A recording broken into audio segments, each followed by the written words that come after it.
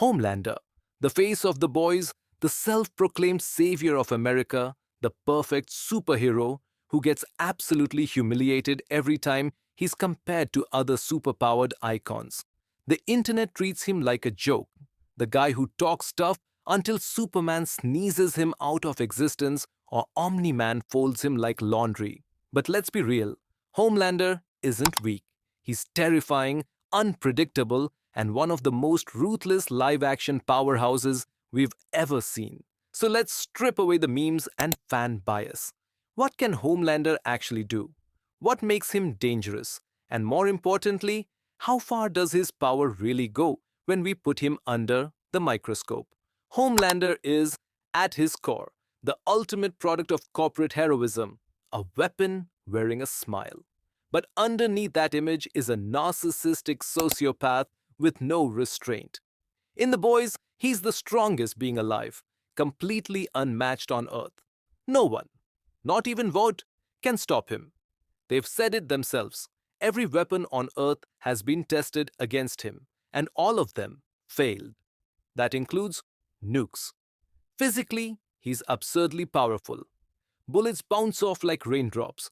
Cars, buses, collapsing buildings, none of it leaves a scratch. The guy's punched people so hard they disintegrate. His fights have leveled city blocks, and an official guide even stated he could level an entire city in minutes if he wanted to. Sure, we've never seen him go that far, but that's the terrifying part. He could. And when it comes to endurance, Homelander's barely ever been hurt.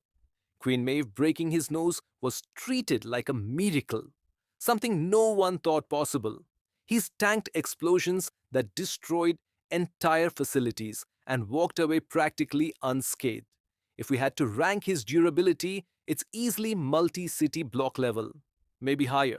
Speed-wise, Homelander isn't exactly the Flash, but he's no slouch. He's clocked at Mach 5 while saving Butcher from a C4 explosion. That's 5 times the speed of sound. Not light speed, but still fast enough to dominate any human opponent before they even realize what's happening. And in flight, he owns the sky. His mobility alone makes him a nightmare for anyone stuck on the ground. Then there's that heat vision, his favorite toy. He spams it constantly, but for good reason. It's lethal. His lasers can slice through flesh, metal, concrete, vaporizing enemies in seconds. Against regular humans or even most supers, it's an instant kill. Against another powerhouse, it's enough to stagger or outright disable them. The guy doesn't need strategy, he just needs to look at you wrong. Now, Homelander's greatest strength, his invincibility, is also his greatest weakness. He's never been truly tested.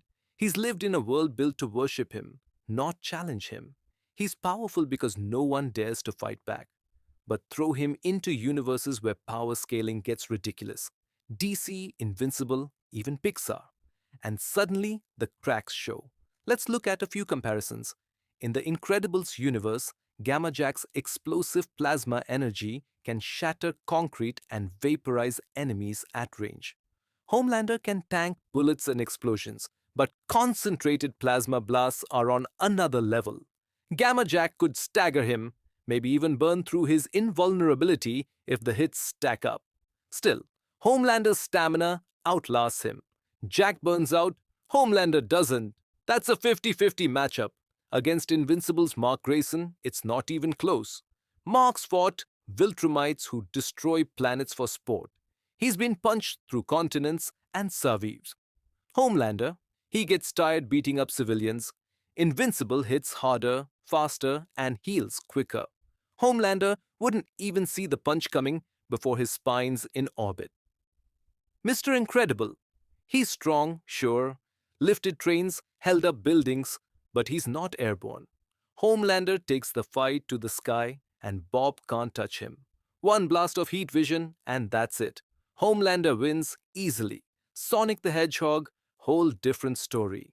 In the movies, Sonic moves so fast, he basically freezes time from his perspective. Supersonic form gives him flight, invulnerability, and god-tier destructive power. Homelander's not tagging that. He wouldn't even see Sonic coming before getting turned into red mist.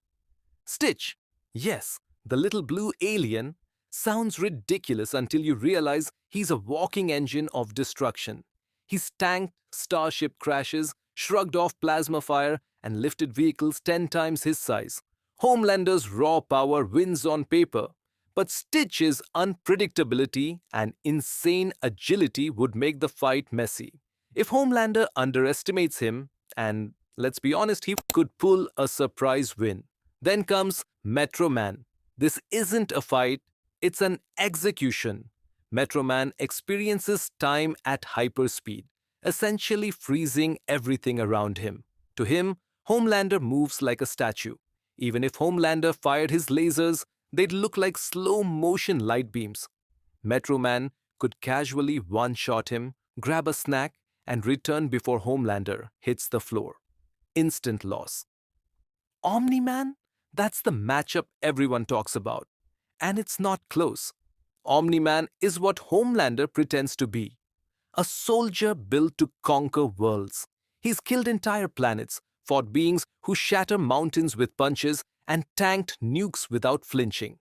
Homelander can barely handle a plane crash. Omni-Man's speed, experience, and ruthlessness put him on a completely different level. Homelander wouldn't survive the first 30 seconds. Hancock is another nightmare matchup. He's tanked missiles, flown through trains, and thrown people into orbit without effort. Homelander's arrogance would get him killed. Once Hancock gets serious, Homelander's outmatched in every category: strength, durability, and speed. And then there's the Iron Giant, a literal walking death machine. Nearly indestructible metal, advanced energy weapons, and targeting systems designed for war. If Homelander rushes him, maybe he wins. But if the giant locks on first, one blast and Homelander's ash. Finally, the Doomslayer. The guy has killed demons, gods, and interdimensional titans. He survived planet-cracking explosions and wields weapons that can reduce cosmic entities to pulp. Homelander's intimidation tactics mean nothing here. Doomslayer doesn't flinch, doesn't talk, he just kills. So where does that leave Homelander? He's terrifying in his world. The apex predator of the boys' universe. Unbeatable, unstoppable, untouchable. But the second you step outside that world, he drops from god tier to mid tier real fast. He dominates humans, bullies mid-level heroes like Mr. Incredible or the Commander, but against anyone who deals in planetary or cosmic power, he's vapor. Homelander's true weapon has never been his strength. It's his fear. The aura, the myth, the psychological control he has over everyone around him. But when you put him up against beings who aren't afraid, Omni-Man, Metro Man, Invincible, that weapon becomes useless.